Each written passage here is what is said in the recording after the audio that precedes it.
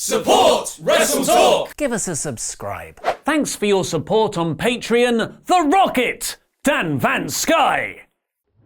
Hello and welcome to the WrestleTalk Super News. I'm Ollie Davis, and a shout out to @MackenzieAS93 on Twitter for that wacky waving inflatable arm flailing tube men graphic that opened the episode. We'll miss you, wacky waving inflatable arm flailing tube men. We've got a packed show for you today, including WWE stars being angry at the draft, backstage details on what went down with Fox and the USA Network, and an ex-WWE star being announced for All Elite Wrestling. Click the timestamps in the video description below to jump to any of those stories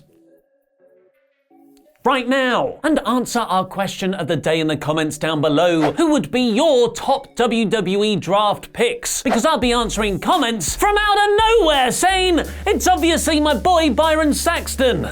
You're being wasted, Saxton. And also, please give this channel a subscribe. As you've probably heard countless times before, the dastardly YouTube algorithm likes to hold the working man down. And the way to help WrestleTalk is for you and as many of your friends as possible to give us a subscribe to help us soar back up those ranks. We've had people tell us they've been randomly unsubscribed or their notifications have been turned off without them doing it. So please make sure you're still subscribed to us and enable that notifications button to always on to get our videos when they first go live, which will help you stay up to date with the biggest stories in professional wrestling, like how the WWE on Fox Twitter account has got game.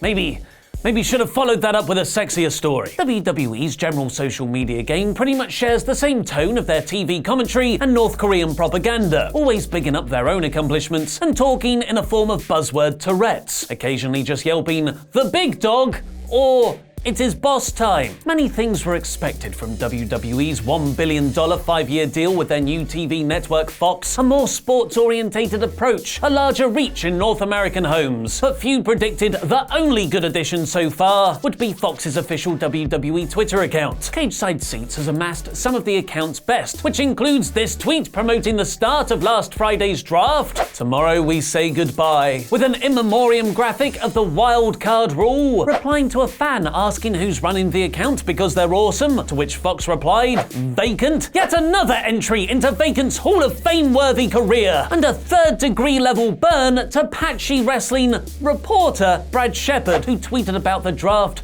"My sleeper pick is Becky Lynch, because when she's picked, it's going to put me to sleep."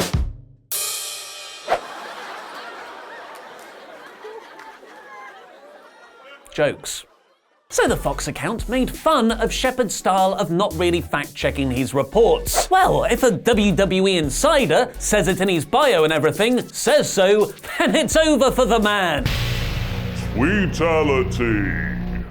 The draft, of course, began on last Friday's episode of SmackDown, which saw the top picks of Becky Lynch, The OC, and Drew McIntyre go to Raw, while Roman Reigns, Bray Wyatt, and The Fiend, that they count as separate people, go to SmackDown. It's been reported for the last few weeks that Raw's executive director Paul Heyman was desperate to keep Wyatt on his brand, but WrestleVotes had also tweeted Fox were very interested in securing on SmackDown what was the hottest gimmick in wrestling before that Hell in a Cell finish. Fox obviously won out with The Fiend, and PW Insider are reporting that WWE consulted with both them and Raw's USA Network to make sure both sides were happy with the rosters they ended up with. The final decisions were made by WWE, and they've just announced a bunch more ahead of the draft's conclusion on tonight's Raw.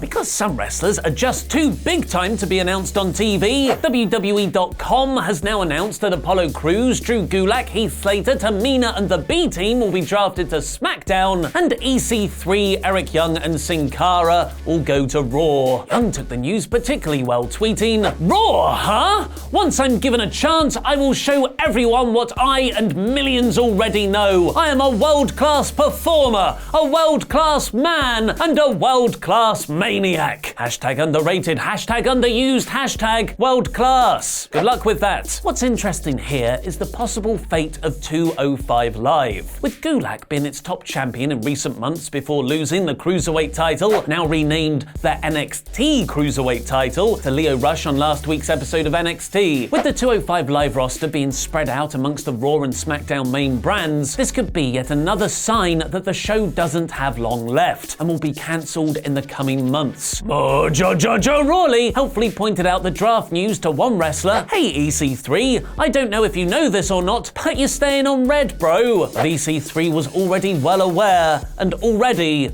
well despondent. Making the best out of the limp draft announcement, Apollo Crews pointed out Tom Brady was a 6th round draft pick, a reference to the American sports ball man who was the 199th overall pick in the 2000 NFL draft and went on to become one of the greatest quarterbacks in the game's history. Thanks Wikipedia. But EC3 was there to throw some cold, harsh reality water over Apollo's optimism. Tom Brady was then put in the game and allowed to play. Apart from a quick victory over Dean Ambrose back in February, EC3 has only wrestled 3 other matches on Raw ever, losing to Ambrose the following week, losing the inaugural 24/7 championship multi-man, and losing to Rusev in a squash match last month. But EC3 seems to have accepted his main roster burial fate a long time ago. For Kevin Owens, the draft is just the latest misstep in the booking of his character. KO was one of the most over stars in WWE by SummerSlam, finally winning a feud against SmackDown's real top star Shane McMahon after weeks of entertaining work shoot promos against the company. He was styling himself as an anti-authority figure in the mold of Stone Cold Steve Austin, and it was getting over with the audience. So WWE looked at that and decided, let's have him grovel to Shane McMahon about money, saying a former Universal Champion can't afford to send his kids to college because of a $100,000 fine, and almost completely ignore the SummerSlam result. Well done, WWE. The last 2 months of steadily chipping away at KO's anti-authority appeal seem to be over, though, with the debut episode of SmackDown on Fox, where Owens finally rid the brand of the Omnishane.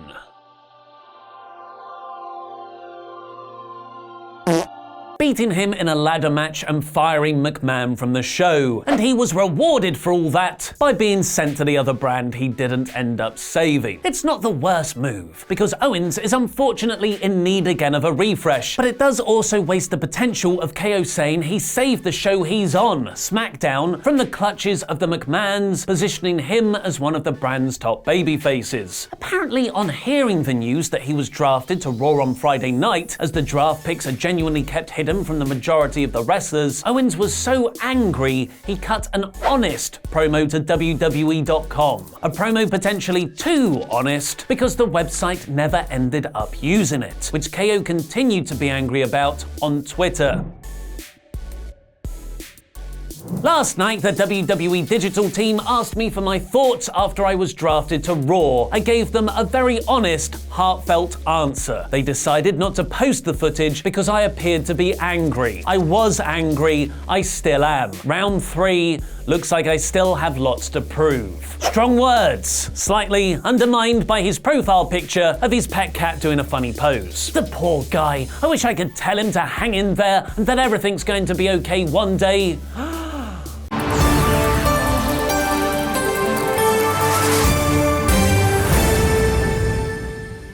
This week I tweeted former Universal Champion Kevin Owens. Kevin Owens, I totally understand your frustrations with the WWE draft. You put in so much effort on SmackDown to be taken away when the show becomes the bigger brand. That said, I have one question. Dude, where's El Generico? Man's been missing for like 7 years. Please retweet OD Kiss with a picture of a cat hanging off a branch with the caption, "Hang in there," in the best font out there, Comic Sans. Still waiting on a reply. He's probably busy with all the Raw stuff, gotta get ready for tonight, so I guess I better just take the advice of that cat. Gotta hang in there. Such a furry tummy.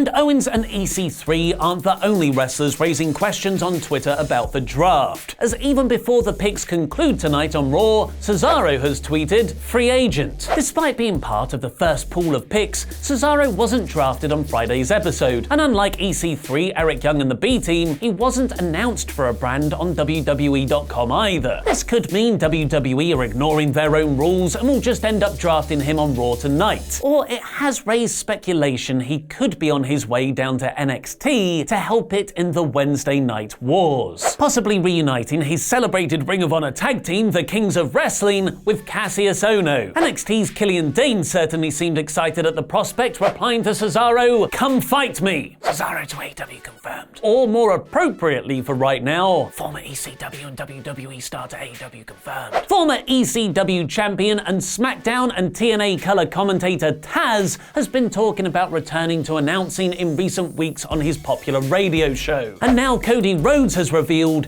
he'll be doing it on AEW, tweeting, "Joining us as a guest broadcaster for AEW Dark in Philadelphia, Tazz," with a graphic saying he'll be appearing live at the commentary booth for the Dark matches before and after this week's Dynamite goes off air, smartly in former ECW home base Philadelphia. This is only a guest spot for now, but if Tazz impresses, you'd imagine there's a possibility of him becoming full-time for AEW's second show. This interestingly follows two snubs by WWE of Tazz just this month. First, not inviting him to the 20th anniversary Fox debut show of SmackDown on Friday 4th, which caused him to tweet, "Hey, it's the same reaction some might have when they realize I wasn't invited to the big anniversary show tomorrow night," and reportedly auditioning for the WWE studio show on Fox that many believe will go to CM Punk instead. There's been huge Jon Moxley news this morning where he's had to vacate his New Japan title. Click the video on the right to find out what happened and what can WWE learn from New Japan's version of the Performance Center. A lot is the answer. Learn more by clicking the video below that. I've been Ollie Davis, and that was wrestling.